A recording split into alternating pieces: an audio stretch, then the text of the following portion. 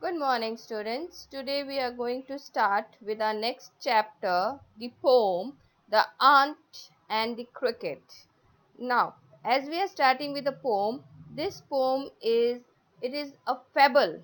Now, you will ask what a fable is. So let's study. What is a fable? A fable is a story that usually uses animals to teach a valuable life lesson, a moral. This story is typically short and states its moral at the end. Can you guess the names of these popular fables? Yes, the Lion and the Rat, the Tortoise and the Hare, and the Thirsty Crow. Why is Aesop's fables famous? Now, these fables of Aesop's are famous. Some of the most popular fables were told by a man known as Aesop, who was born as a slave in a Greek thousands of years ago. The tortoise and the hare, the lion and the rat, the crow and the pitcher, etc., are just a few of Aesop's notable fables. Now, something about ants and cricket. Crickets. Crickets are also known as true crickets of the family Galleridae, more distantly similar to grasshoppers. Crickets are mainly nocturnal and are best known for the loud, persistent scraping songs. Ants. Ants are common insects, but they have some unique capability. Ants are remarkable for their self-organizational skill and great team culture. Now let's start with a poem. Now let's go through the poem and then I will give you the summary of the poem. A silly young cricket, accustomed to sing through the warm sunny months of gay summer and spring, began to complain when he found that at home his cupboard was empty and winter was come.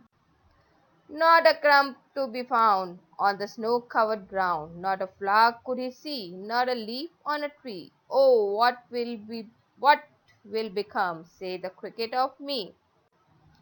At last my starvation and famine made bold, all dripping with wet and all trembling with cold. Away he set off to a miserly ant to see if to keep him alive he would grant him shelter from rain and a mouthful of grain.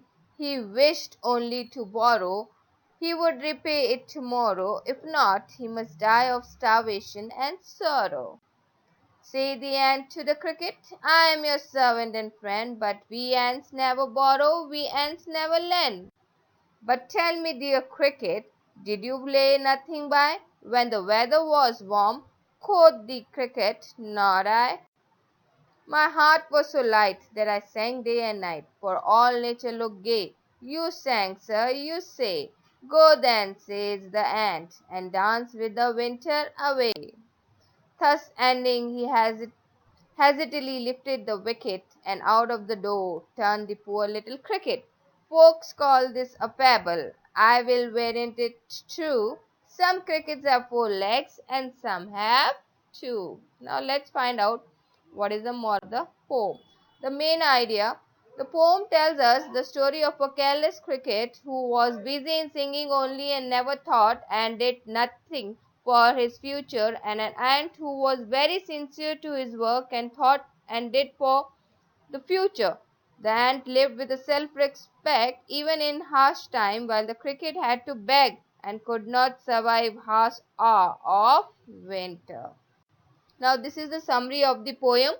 There was a foolish young cricket who used to sing through the sunny, mirthful seasons of summer and spring. He was so busy in his singing that he hardly found time to gather food for winter. As a result, in winter he faced scarcity of food and started lamenting over it. At last, in the chilly weather, almost without any food, he went to a miserly ant for help.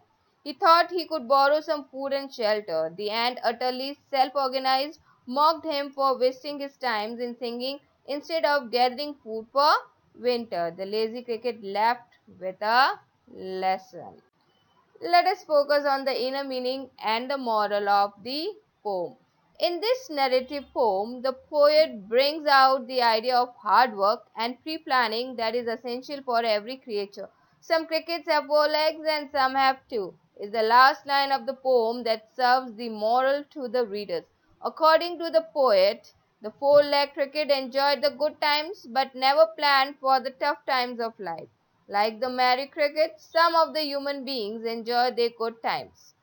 They never plan and save anything for their future. The poet indicates that there are some two-legged crickets which are human beings.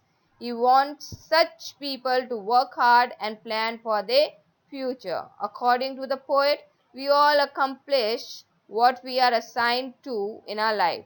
Further, he says we are born not only to enjoy the present happy moments but also to work hard for the happy future.